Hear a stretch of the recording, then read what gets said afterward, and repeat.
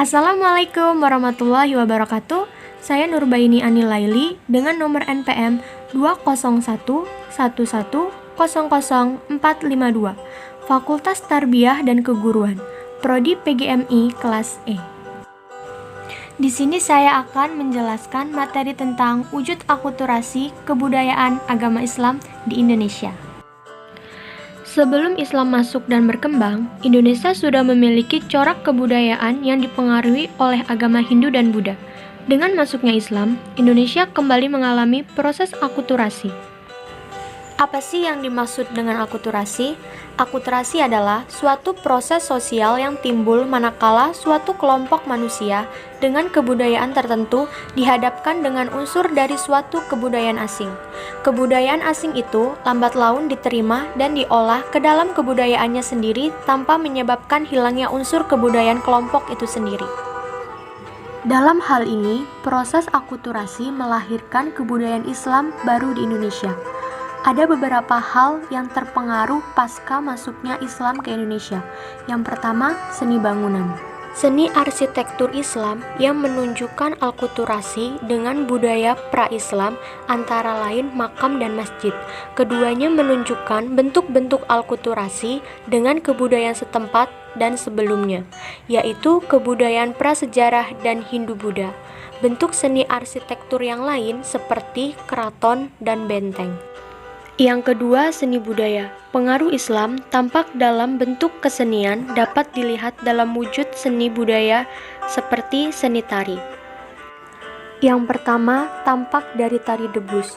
Tari debus diyakini sebagai kesenian asli masyarakat Banten yang berkembang sejak masa-masa awal Islam, yaitu semasa pemerintahan Sultan Maulana Hasanuddin pada tahun 1532 sampai 1570. Debus menjadi salah satu sarana penyebaran agama Islam.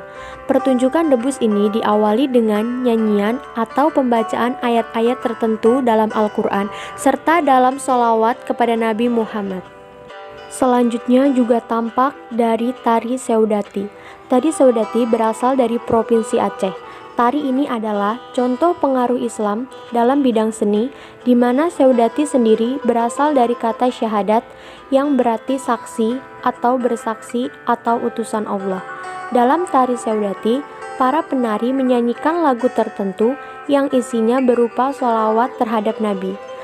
Nama lainnya adalah Saman yang berarti 8, karena pemain ini pada awalnya dilakukan oleh 8 pemain. Lalu ada juga tari Zapin.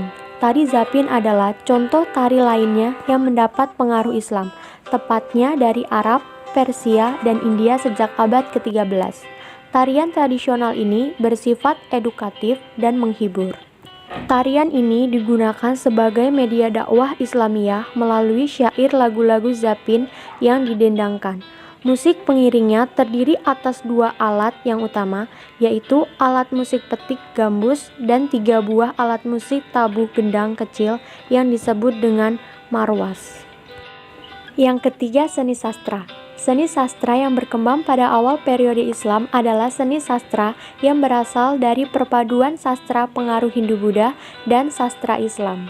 Wujud akulturasi dalam seni sastra tersebut terlihat dari tulisan atau aksara yang dipergunakan, yaitu menggunakan huruf Arab Melayu, dan isi ceritanya juga ada yang mengambil hasil sastra yang berkembang pada zaman Hindu.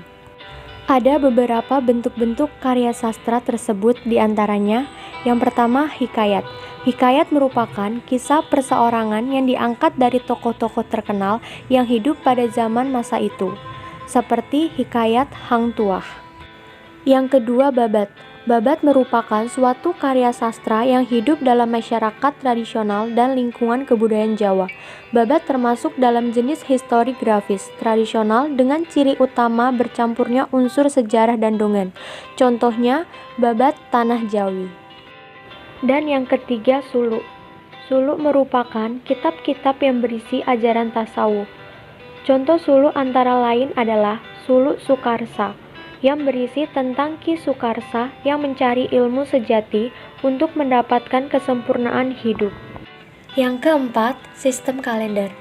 Pada masa Hindu-Buddha digunakan sistem kalender dengan tahun Saka. Pada masa Islam digunakan sistem kalender atau sistem Hijriyah. Kalender Hijriyah diawali dengan bulan Muharram dan diakhiri dengan bulan Zulhijjah. Perhitungan 1 tahun dalam Islam adalah 12 kali siklus bulan yang berjumlah 354 hari, 8 jam, 48 menit, dan 36 detik.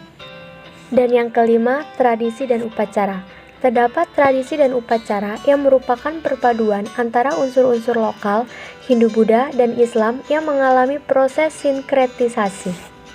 Di antaranya ada tradisi ziarah dan upacara. Tradisi ziarah adalah kebiasaan masyarakat Islam untuk mengunjungi tempat-tempat keramat berupa makam raja atau orang-orang penting pada hari-hari tertentu yang dimakamkan di halaman masjid. Hal tersebut membuktikan bahwa kepercayaan masyarakat yang berkembang pada masa Islam masih berhubungan dengan kepercayaan masyarakat masa Hindu-Buddha dan masa praaksara. Upacara. Upacara sebagai wujud akulturasi dengan agama Islam yang sampai saat ini masih terus dilaksanakan adalah peringatan Maulid Nabi, Isra Mi'raj, Hari Raya Idul Fitri, dan Hari Raya Idul Adha. Sekian materi yang dapat saya sampaikan, saya akhiri. Wassalamualaikum warahmatullahi wabarakatuh.